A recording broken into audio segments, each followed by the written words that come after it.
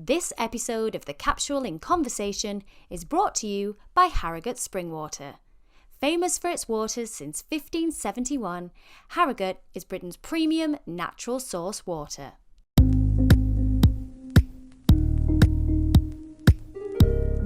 Hello everyone and welcome back to The Capsule in Conversation. I'm Natalie Anderson and today we are kicking off a brand new series of wellbeing chats with presenter and lifestyle guru, the fabulous Lisa Snowdon, as we talk styling, self-care and the power of saying no. So, for the first time this series, sit back, relax and get ready to join in with our conversation.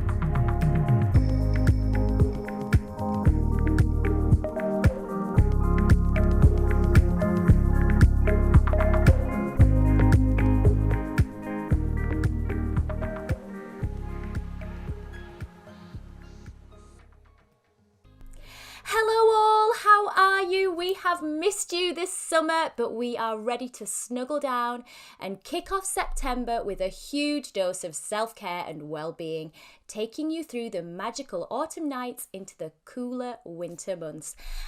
And kicking off series 5 today and our 50th episode, I know, can you believe it, is a woman whose dedication to wellness and self-care has led her to launching her own wellness podcast, Get Lifted with Lisa Snowdon, whilst also juggling her role as fashion and lifestyle presenter on This Morning. She is bold, she's beautiful, she's an absolute delight. It is the gorgeous Lisa Snowdon. Hi Lisa. Hi darling. Wow, what an introduction. Oh, well, it's so amazing to have you with me on this 50th episode. I'm so thrilled. Congratulations. That is quite the achievement. 50 episodes. Well done. Thank you. Yeah, it has been. It's gone really quickly, which is a bit mad. And it's been so lovely to have spent that time with so many incredible women sharing their stories, voices of empowerment and inspiration. And so I'm so thrilled that you could be here today to give us more words of wisdom. Now, Lisa, you have graced our TV screens and magazine covers for well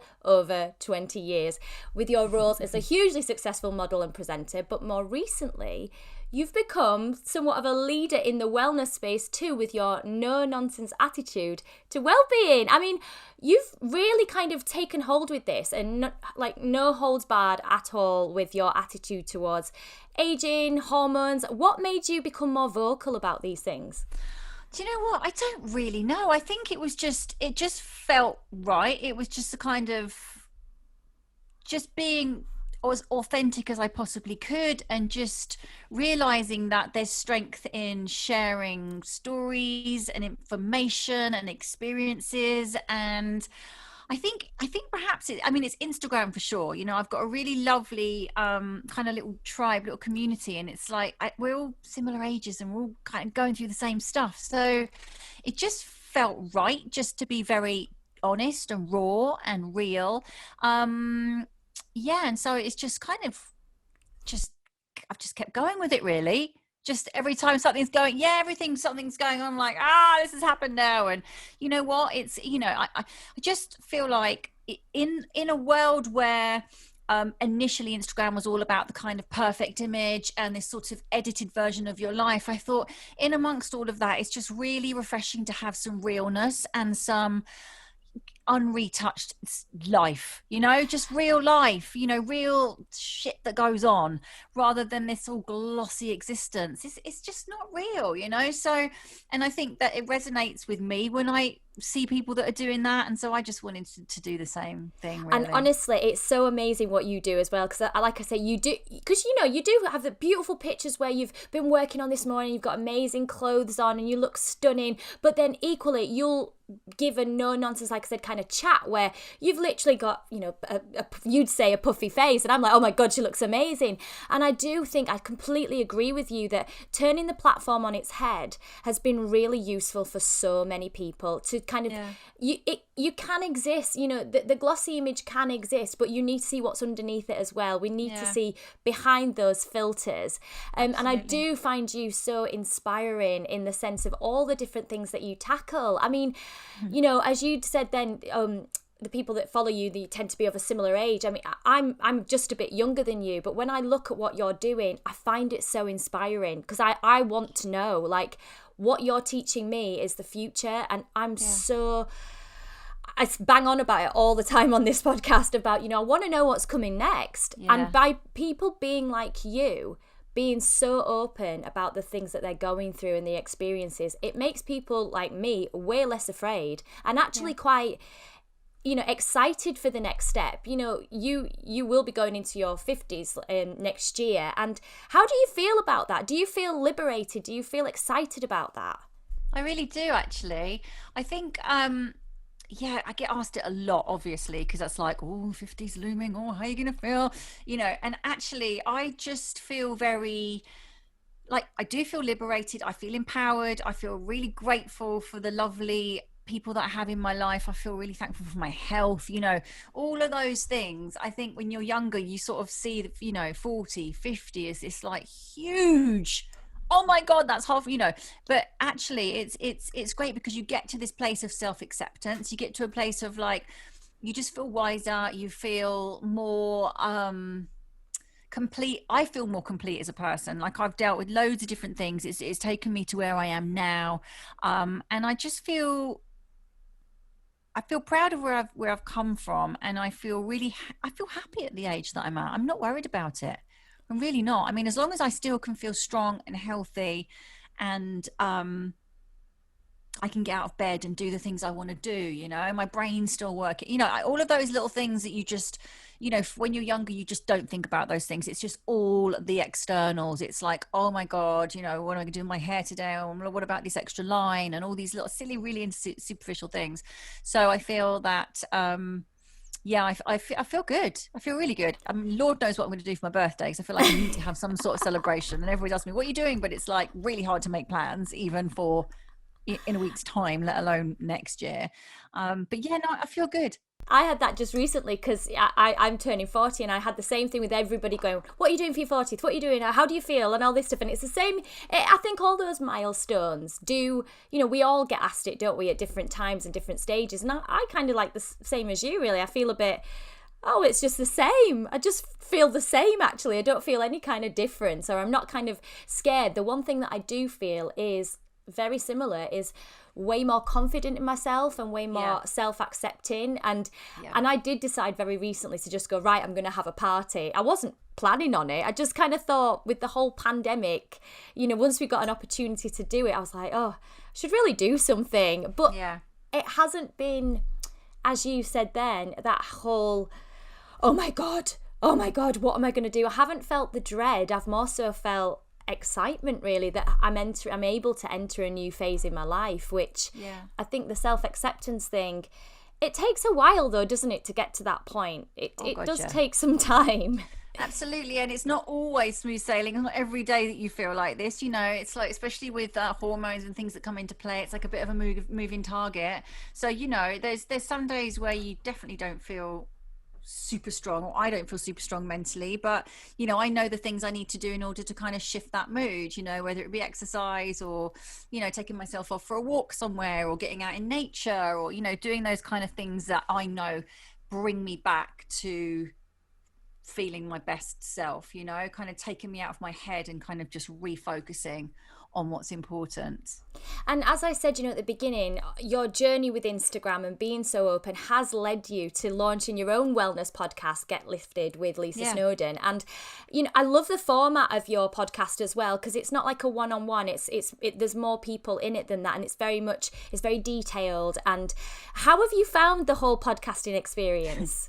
Well, because I love it, and when it works, it's blimmin' amazing. But because I haven't just gone for one guest per episode, I've made it much harder for myself.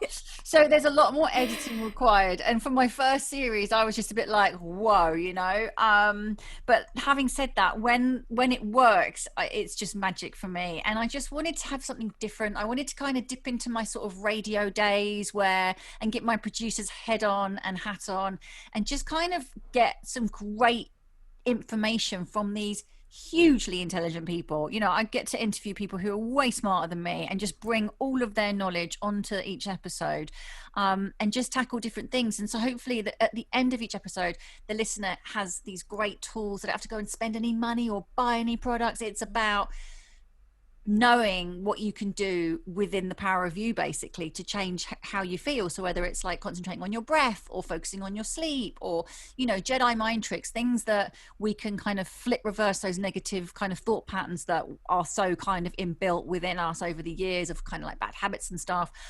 You know, talking about readdressing fasting and food, and you know, so it's all these things that really interest me, and it was really nice to have ownership of that. You know, like you're doing what you want to do, and you're interviewing people that you want to speak to, and you're in control of the sound of that and the finished article. So it's been brilliant. I'm really proud that I did it. I had to push through a lot of resistance because I was like, no, there's like 30 million podcasts. Nobody wants to hear your podcast. It's like, what's going to make, you know, but in the end I just did it, and I did it so that, you know, even if one person gets to listen to it and it makes sense to them, or something they can change and they feel better about themselves, that's why I did it. But also as well, I mean, it's had an amazing response, like amazing, and you must be so proud of that response that it's had. You know, people talking, it entering into the charts, into self-care, into all Apple charts. I mean, that is incredible in the first series to kind of go in when the market is a place where, you know, there's so many people talking about different things. So to have done so brilliantly with is that an achievement? So when you go on to the thing and it's on the charts, then, because I've got no kind of like nothing to compare it to. Well, when you think of like how many podcasts there are globally in general, you know, if you actually manage to enter into the charts and also into that top 50, you know, you're looking at like the top 20% of podcasts. Oh wow, which is incredible. I mean, this is what I'm saying. I love that I'm telling you this. Well, it's like, you know, with Instagram, I can kind of work out and validate, oh, that had certain amount of, you know, views and engagement, and podcasts is a whole nother world. And I haven't got myself too hung up on figures and numbers and stuff. I've just done it, and I love seeing the comments and the reviews and stuff, so that makes me really happy. But all of the other stuff, I haven't really paid much attention to it. But yeah, thanks, Nat. That's all right. I'll go and study the stats. Well, yeah, I'm a fan, and like I say, I think it's brilliant in the sense of the information that you're giving. It is vital. You know, we do very similar here in the sense that I wanted to share information. It was important to me. I was going through a terrible time with my anxiety, and anything that would help me, I genuinely just wanted to share it, and thought I don't want anybody to be going through the same thing of me and feeling very alone and feeling very scared, really, because I think that's something that I found with women, is that we've kind of got into this place of, again, it goes back to the gloss and the filter of going, I can deal with it, I'm amazing, you know, I'm a child of this generation, which is like, I can work and I can, you know, have a family, I can do everything, and I can make it look amazing, when we're like swans underneath, we're like just kicking like crazy. And sometimes that, again, that honesty and that realism is so important. And then to have somebody validate the way you feel with an expert, you know, with somebody saying, actually, yeah, that's real, that you can experience that validation is so important, isn't it? Yeah, no, absolutely. And you know, I got sick of it on Instagram, just seeing people with these perfect lives and feeling like I was massively underachieving. I was like, well, I mean, I've been to the shops, I've cooked the food, I've done the washing, I've done this, I've done that, and still I didn't feel like you know what I mean, I'd had a good day, because I'd look at somebody else's feed and they would have done this and climbed this mountain and done that, you know, and it just felt like, hang on a minute, where is the reality here? You know, I love glossy pictures, I love looking at like beautiful images, but there has to be a sense of realness, and we have to have this sense of like just giving each other a bit of a break and just being a bit kinder to ourselves, and also just the kind of image that you're portraying all the time. I just think it's kind of unnecessary sometimes, but everybody has different ways of wanting to run their platforms, and it just felt that there needed to be some elements of being quite raw and quite real. And like, you know, I've suffered with anxiety, I've suffered with depression, you know, like you, and it's just trying to find, and when I found things that work, I just felt like I wanted to share them, because I hate the thought of people feeling crap about themselves. Like, that is, because I felt like that, and I know how hideous it is, and it breaks my heart. And I know that we're our own worst enemy sometimes, because when you're in a really bad mood, this is a thing you pick up to torture yourself with even more. Pick up the damn phone and torture yourself with other people's perfect lives, and then you're like, I'm even more crap. I'm like, so it's it's just trying to get a check on reality and on things that we can do in order to flip it around and feel good about ourselves. And it's really simple things too. It's like starting with breath work. The breath it speaks the language of the nervous system, so that can calm everything down, has a huge impact on your mental health, physical health, then emotional. It's just all connected, and it's something so simple that we can all start with doing every day for like 5 minutes, 10 minutes. I don't know about you, but with podcasting, you find yourself being very open, probably more open than you anticipated, of, sharing things, sharing experiences. And for me, I know a few people that have entered the podcasting world that have said kind of it almost ends up being like therapy, because you're learning at the same time with your expert, and you might be going through the breath work, or you might be discussing kind of an element. It's like I was doing a podcast with Susie Redding, and she was talking about grief, and all of a sudden I just filled it with tears, and I was like, I don't know why I feel like this. It was just that private moment, or that moment with that expert, that gave you, again, that validation of feelings. Have you found that you've had those moments of real honesty whilst you've been putting the podcast together? Absolutely. Yeah, 100%. And it's all topics that are very personal to me anyway, things because yeah, I mean, especially the last episode that's out this week, actually, it's called Confidence, Self-Assurance and Setting Boundaries. And I just, it wasn't a snappy title like some of the other ones that I've kind of released each week, but it just felt like something that was so crucial at this time, kind of coming out of lockdown and feeling like we don't want to go back into the old world, or even to the old habits that we kind of got so set in. So saying yes to everything, quickly reacting really quickly if somebody asks you to do something, or sends you an email, or asks you to go somewhere, or needs you to do something. And that the old me would be like, yeah, I'll do that, yeah, I'll come here, and you'd stretch yourself so thin, and you actually half the time didn't even want to be there, or didn't perhaps even really were very fond of that person, but you kind of just found yourself doing it because it's that people pleasing, yes mentality. So that kind of really resonated with me. And then feeling that kind of sense of self-worth and that self-assurance, because in order to say no, you need to have some sort of sense of that.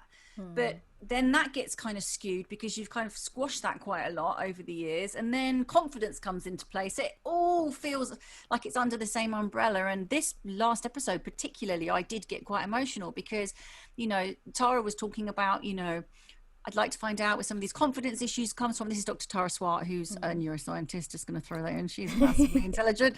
She knows Deepak Chopra. She's kind of major. So yeah, it's she kind of dug deep and was like, I'd like to find out where some of these issues come from. And I was like, is it always childhood? And then of course that just like unearths some sort of, But yeah, I definitely had a cry on that episode twice. I mean, not a kind of huge meltdown, but I definitely got a lump in my throat and I was trying to hold it together. Because these women and these men that I speak to are so brilliant that there's so many things that just click within me when I'm talking to them. And I'm like, oh my God, this is just like, it all makes sense. So yeah, I've been very vulnerable. But it is somewhat therapeutic, cathartic. I've definitely experienced that, and anyone that's listening to this podcast will definitely be like, oh, do you remember that time when you cried here? Do you remember that time in this? And and then when we originally started this podcast with the other two ladies that I did it with, they were the same. I remember Anna was very emotional in one of our like fertility episodes as well, and she really did open up. And I think it's that element of sharing, that element of having a conversation and somebody else going, oh yeah, either that's me or that's perfectly understandable that you would feel that way, because we keep everything so buried for so long. And like what you were saying with the pandemic, it's given us all time to really reassess and think about how we fell into those habits of being overstretched. Setting boundaries for me has been a massive thing, which for me, that is how self-care can really manifest itself. It's not just about a bubble bath, is it? I know we talk a lot about beauty products and lovely, well-being practices, but equally those practices of going, no, I can't do it.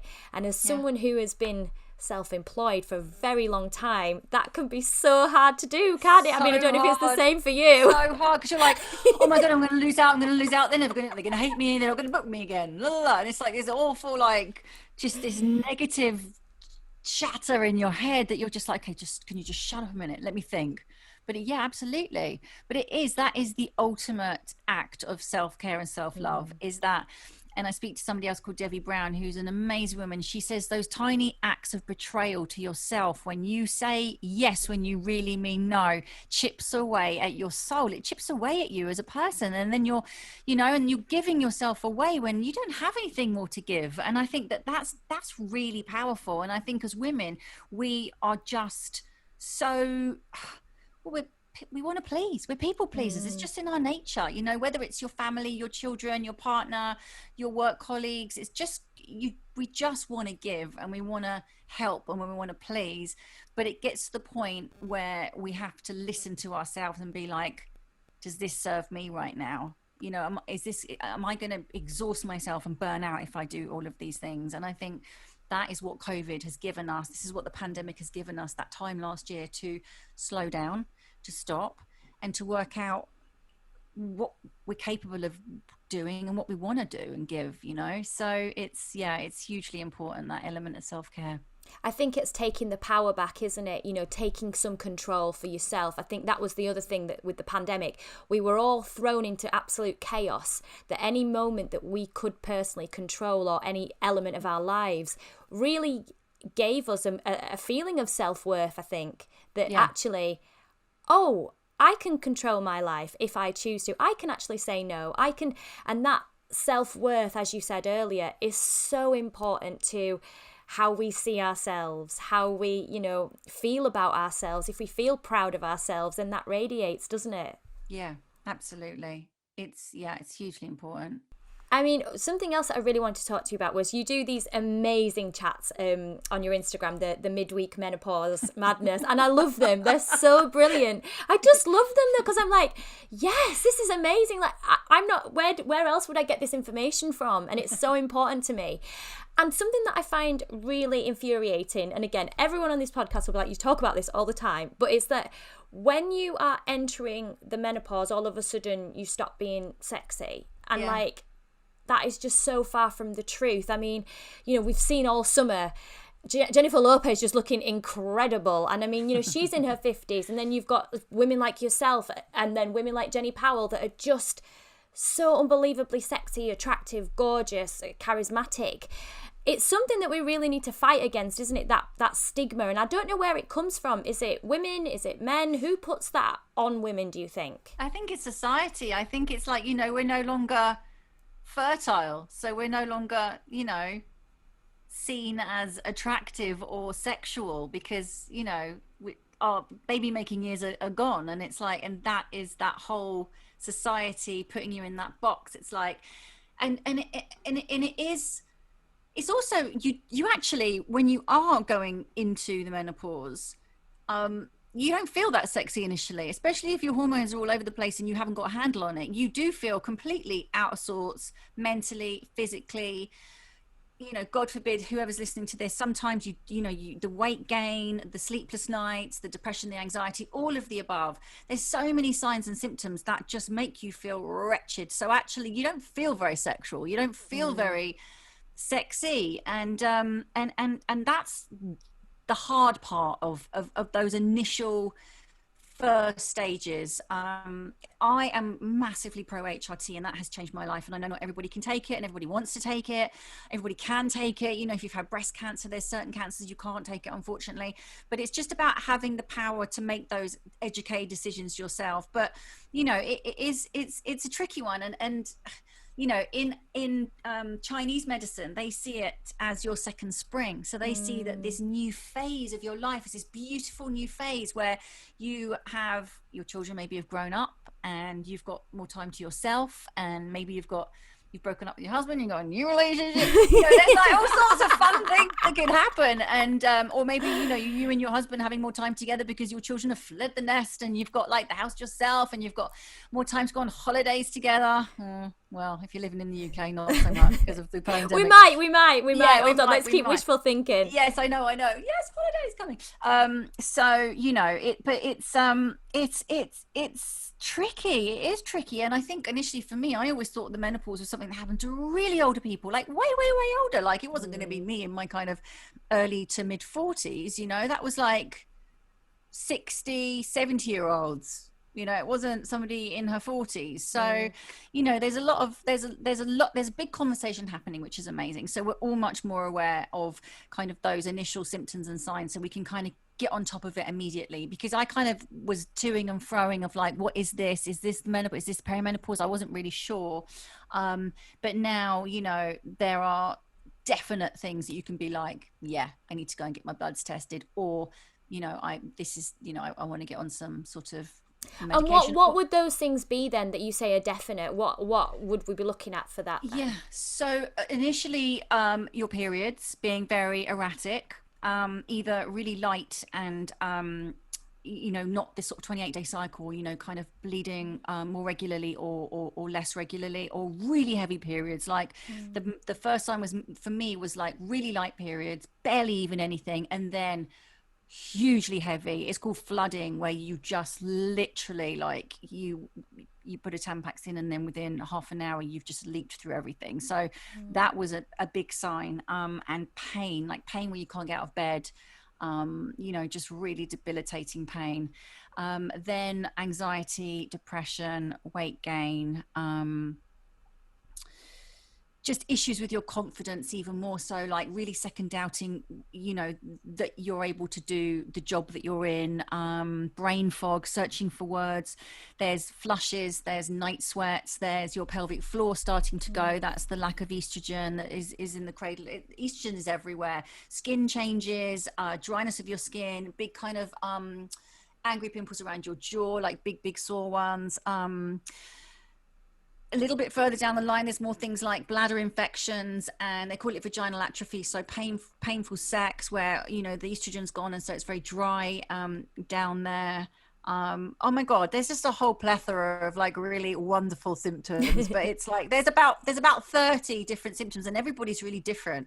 What I think is interesting though is that I was just going to say the alcohol intolerance for some people. Even I've started seeing, like, my friends have now started saying, I can't drink that, that. They're in their early 40s, and one of my friends was they thought she had endometriosis because she had so much pain, and that's the thing that I think is a slight concern, is that a lot of these symptoms do get they get put onto one side, or it's not you, or even if you're coming up to your 40s, oh no, you're too young for that. And no, actually, I want a second opinion, because it could be that it is, perimenopausal or something. And this is why I think it's really important for women in their mid-30s in particular to be aware, to know these things, so that they're not being given as well just antidepressants across the counter of, oh, that might sort you out, or, well, of course you're going to be overstressed or doubting yourself because some people might have young children and juggling a job. There's lots of different factors going on because our lifestyles are so different now to what they were 30 years or so ago, which again is why I think it's so important that we are having this conversation so frankly, so that people can actually get a proper diagnosis. And then if they do want to, whether it's holistically or whether they want to go on to HRT, they're aware, they know, so that it hopefully will help a generation of women, or all women, be able to move through this next phase, kind of being less afraid, I think, of what's coming next. And armed with the right information, And I think, if you think about it, it makes sense. So like our fertility drops out from, like 37, 39, it's like comes crashing down, doesn't it? So it makes sense that those huge changes are starting to happen already. So, I don't know where the age 50 and up ever came from, but I think it's definitely early 40s. When I look back, that was definitely when it started for me. And I think it's, if you do all of a sudden feel very depressed, yes, look at your lifestyle, look at, if you have help, if you have support, if you're in a healthy relationship, all of those things obviously you do have to take into account. But I think, doctors need to, there's so many courses that they can now go on to just re-educate themselves, because a lot of them, it's been like, 30, 40 years since they've been that they've been practicing. And so there's so many things have changed, and so they do need to kind of re-educate themselves so that they can just look at these different sort of signs. And I think, you're right, people go to the doctors when they're 40 and they go, I'm really depressed, and the first thing they do is just give you antidepressants. They don't actually look at what is going on. And I think that is, if you're going to the doctor, if you've got all these women in their early 40s coming to your surgery all saying they're depressed, there is a reason for that. It's not just like some deep depression going on. It is a huge decline in your hormones, and that just makes you feel absolutely hideous. So maybe like start to kind of make some notes yourself, so you can really kind of be like, well, actually this has happened as well. So it's not just the depression, there's a couple of little flushes, or your periods being really erratic or irregular. Start writing down your cycles. Maybe if there's any kind of foods or wine or anything that you're starting to realize that you're getting a reaction to, that's the histamine, which your body, because your body can't break down or process the wine, it has to produce histamine, and so basically you become allergic to wine, which sucks. It really sucks. But just start kind of creating your own like little behind the scenes diary of what's going on. That would be my advice, and just so you can keep an eye on it all. But there are different herbal things you can take. There's lots of really I was just going to ask herbs. you, what other things would you recommend? So there's things, like adaptogens and sort of like ashwagandha and shatavari and some really lovely kind of herbs that really nourish the system. So those kind of things are really great to take, and I would definitely take them late 30s, early 40s to nourish the system. There's lots of women's health things like that, but look at the ingredients to make sure that they're really good. I think Pucker is a really great brand, Pucker Herbs, and their particular women's health one, their shatavari, the ashwagandha, is really great for kind of calming the system. Just calming the nervous system, but not in a way that you feel really like, man, chill out. It's like it just calms you, but you're energized still, so you can focus and you can function. I would definitely stay away from caffeine, too much caffeine, even though that feels like what you want, because your brain starts getting foggy and your sleep becomes disrupted, and so you think, I need coffee, and then you get really anxious and sweaty. That's the anxiety. I hate that. Sweaty, anxious, sweating. So it sort of perpetuates each other. So it's just about, and I think like exercise is amazing, like doing a practice like yoga, where it's just about you for that 90 minutes or an hour or a 30-minute online yin class, anything where you can just chill out, have some you time. I think classes are great. I mean, I love going to my Pilates class because I love the kind of camaraderie of the girls in the class, and anything that gets you moving and just releases those endorphins and keeps you fit at the same time, because the weight gain does creep up on you. All of a sudden you're just like, I was 3 stone heavier than I was used to, and I was like, where did this come from? Like, it was literally overnight. And that is quite hard to shrug. So you just have to just be a little bit mindful. And my mistake is that I don't own scales, because I personally think that I'll just drive myself mad. I think that's a good thing. I think, I always go by your clothes. Clothes are better. But then I was sort of going, well, that doesn't fit me anymore. And then I just get something else that did fit me. So it was only when I was 3 stone overweight, which I was on holiday in Paris, and I jumped on the scales. We're in the hotel, and I thought, I haven't jumped on scales for a couple of years. This could either make or break this holiday. What should I do? Of course, I jumped on the scales, and I was like, what? Yeah. So I was quite much heavier than I thought. So, you just need to keep an eye on it, really. And just, move. Get moving, get everything moving. Well, this is it, because also as well, that movement, it's a transference of energy. So if you are feeling particularly anxious, and you're vibrating at that kind of state, if you move, then the adrenaline moves with you. So actually you start to kind of calm down a bit. So you're totally right. The best thing, even if it's just like shaking your hands out. I know that's a bit like jazz hands type thing, but you know what I mean? Even if it's just kind of dancing around. I often love to have a bit of a dance around in my kitchen just to move. Get some amazing music on, get that body going, and before you know it, you'll feel so much better, especially if you're having an anxious moment. Going back to what you were saying about weight gain, something that I think is really interesting. I mean, you started your modelling career back in the early 90s, and in that decade it was a huge pressure for women to be very, very thin, even across all the magazines, and diet culture was rife, whereas now we seem to be having a major backlash against that. In fact, against that decade, actually. If you look, there's a lot of influencers, a lot of amazing women on Instagram like Alex Light and people like that, who are really drawing attention to what we were fed during those decades. And I think the body positive movement is so important, isn't it? Because as you say, we are going to change, our bodies do change, and we've got to accept that. And that's something else that I really love seeing with you, is that you are very much like, right, okay, this is the dress size, but actually go up a size if you want to feel good in something, you know, just the way that you style things.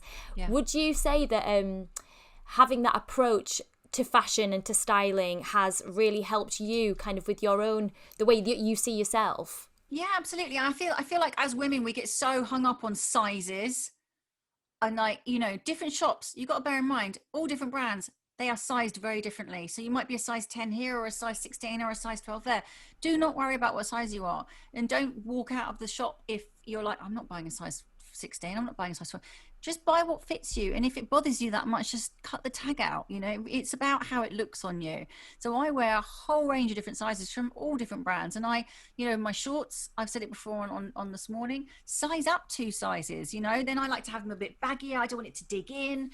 And so it's just, yeah, just don't get hung up on that side of, you know, the numbers. I think that's kind of unhealthy. Just wear clothes that make you feel good. You know, don't get hung up on trends. It's like, you know, trends and sizes, I think you need to go with what suits your body type, your body shape. And if you need to go up 2 sizes, do it. And don't be like, oh, I had to buy it in a size 20, or I had to buy it in a size. It doesn't matter.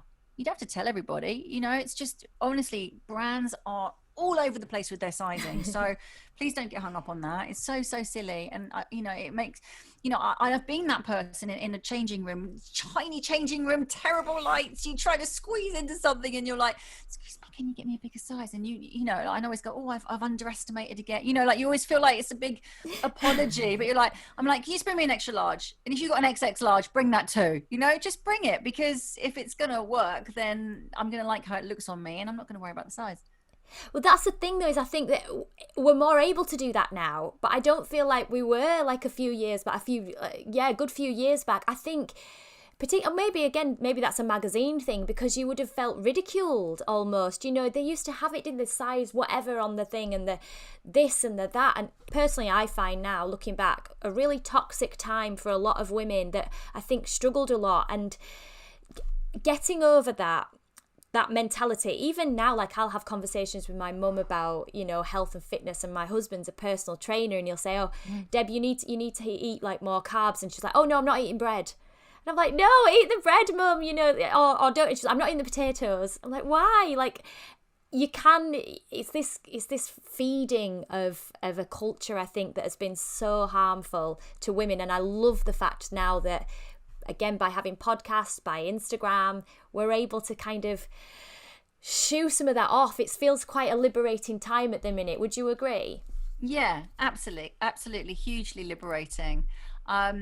But it is tricky though with food, because everybody's bodies kind of react differently to different things, you know. So I do kind of understand those some elements of control, and being like, no, actually I can't eat that many potatoes anymore, and actually I can't eat all the bread that I used to eat, because I literally, like, my body doesn't like it. So, you know, but it is hugely positive, and I think everything in moderation is where my head is at, you know. And I think that we've been so bombarded with different information and different diets, and it has to be what works for you, but it has to be sustainable, and it has to be a lifestyle rather than a fad. So no kind of like quick fix diets, because that doesn't work. It's about getting your nutrition in and being sensible. You know, have your rice, have your potatoes, have a nice, you know, sourdough toast with your avocado and your poached egg. You know, don't deny yourself, because food has, you know, it gives us so much pleasure, and life is about pleasure as well as like being really strict, you know.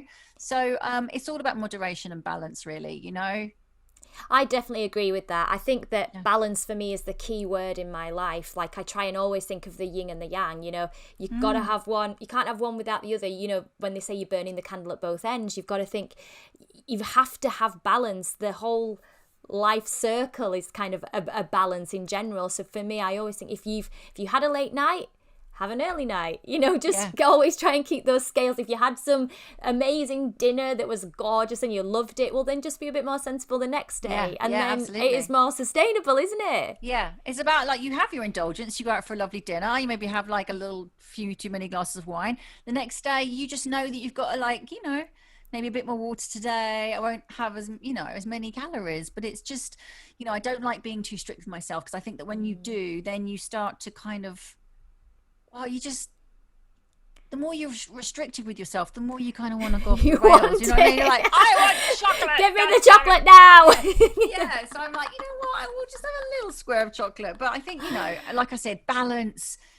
Life is about pleasure as well, and food gives me so much pleasure and gives us all so much pleasure. So yeah, just be mindful, really. I think that's it, isn't it? It's being mindful in general. Like, this is a nice, I think I didn't really know too much about that word even 5 years ago, but actually now mindful is such a great word. Mindful drinking, mindful eating, mindful watching TV, and it's being aware of those habits, and therefore we're able to indulge because we're aware. And so it's not saying don't do this at all, it's very much saying no, do it, but just be a little bit careful. Just be aware of what the pitfalls can be, and enjoy, be responsible with it, rather than being too hedonistic.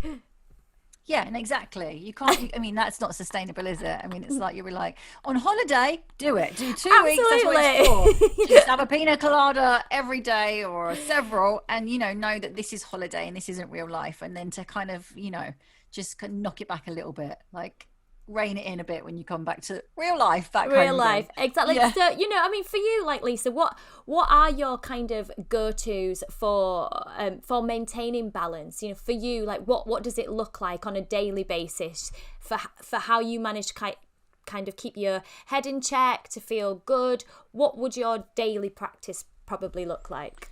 I love to get outside for a walk first thing in the morning if I can. I also really like to do some form of exercise every day if I can. It's not always possible, but I really try to do that, whether it's, like a 30-minute stretching class or a long walk, because we really live close to the forest.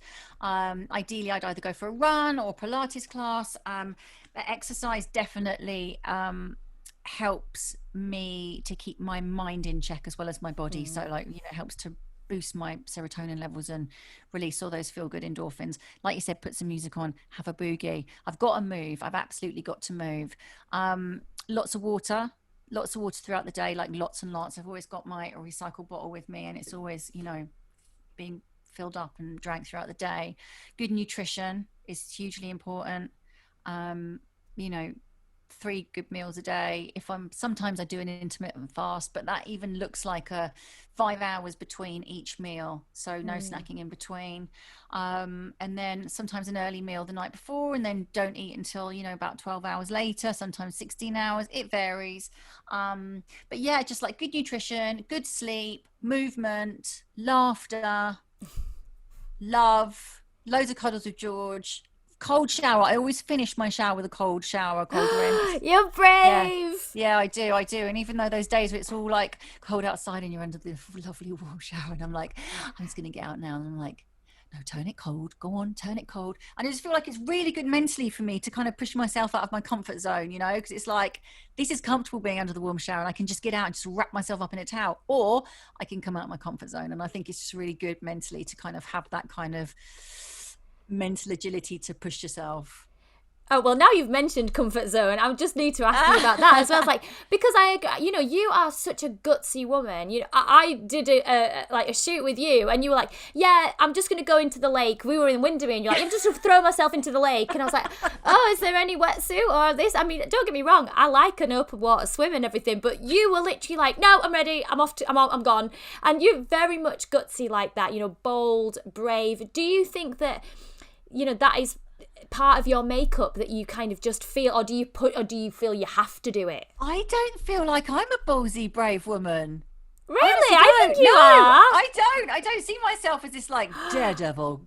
No, I'm not that person. Well, I mean, the swimming thing I wanted to do, and I guess because I do the cold water showers, maybe I'm a bit more kind of into that. And I had a wetsuit on, so come on. But I was excited to do that. Plus, we were being filmed, so I had to do it. But no, I actually, and on this, on the confidence episode, I am really open about the fact that I get scared before I do pretty much everything. Like, I'm not just like this really fearless person. Like, I do worry and I do get scared. Like, things do scare me. So no, I don't see myself as That's amazing, because that does not come across, and that is so amazing that you say that, because I think, and I've just been guilty of it myself, is that when you work in the public eye, people assume that you're uber confident, and I know that I definitely aren't like that. I'm a real nervous worrier, and I would have assumed that about you as well, and every time like I've seen you, I'm like, oh, she's so confident and so ballsy, and isn't it funny how we see ourselves so differently to what we put out there? Yeah. And I think like you and I, it's similar careers, because we have to just turn up to a job and we don't know anybody. So you somehow, I don't know. And somebody pointed that out to me. It was actually my father-in-law a couple of years ago. He goes, how do you do that? Like, you just turn up, you don't know anybody, and you just get on with it. And I'm like, yeah, I've always done it last 30 years. Get on a plane and arrive in a shoot somewhere in a different country and not know anybody and just get on with it. And I feel like, I mean, you've got to have a little bit of confidence to do that. Both of us have, but it's I still don't feel fearless. I do still have concerns, and I do kind of like think, am I going to get there okay? Is everybody going to like me? Am I going to find the studio? But yeah, no, it's really strange. I guess it's just what you're kind of used to, but I still get nervous in social situations, even I think more so now that we've been locked up for so long. Like, the thought of going to a party with like strangers is like, oh, I don't know if I can do that, especially going in by yourself, sort of walking around. So yeah, no, I definitely battle with that confidence issues for sure. But in a way, so many people, I think, will listen to that and go, oh my God. And it's that thing of going, like I said at the beginning, that's me, and they'll have their hands up, just like me, that's me as well. And just before we wrap up, I'm asking all my guests on this series for our Wellbeing Capsule Toolkit, what would be the one product or practice that you would recommend to put in there? A daily practice of breathing, of just sitting down, checking in with yourself, just 5 minutes, and just concentrating on the breath going in through your nose and out through your nose, and just focus on that. And you can't help but in that moment be mindful, which is going to take you to a really zen place. You're going to check in, you're going to feel how your body is feeling, and then you're going to be thankful to your body for your heart for beating every day without any question, for your lungs for just working, for everything that's going on in your body that you can't see. And just that tiny 5 minutes a day of just checking in, breathing, being mindful and being grateful is going to set you up each day, and you're just going to feel better and better. Amazing. Well, thank you so much, Lisa. We have run out of time today, but thank you so much for being so wonderful, honest and amazing. It's been wonderful to get all of your brilliant advice. Thank you, darling. I hope you guys at home have enjoyed our conversation too. And if you would like to find out more about the Get Lifted with Lisa Snowdon podcast, then you can download it from all major podcast providers. You can also stay up to date with all of Lisa's style and self-care advice at her Instagram at Lisa_Snowdon. For more wellbeing, fashion and beauty, you can always visit us at our website, www.thecapsule.co.uk, where you can also catch up with our previous podcast episodes by visiting our In Conversation page and subscribing to any of our podcast channels and YouTube. It would be lovely to hear your thoughts on this brand new series, so please do feel free to leave us your rates and reviews. I love reading them, so please do. If you're a social butterfly, you can also catch us on Instagram and Facebook at Official Capsule. I will be back next week with another fabulous guest, but today all that's left for us to say is goodbye. So it's goodbye from Lisa, goodbye, and goodbye from me. Bye. This episode of The Capsule in Conversation was brought to you by Harrogate Spring Water. Bottled at source, Harrogate Spring offers a pure, refreshing taste with a delicate blend of naturally occurring minerals and electrolytes, perfect for healthy hydration.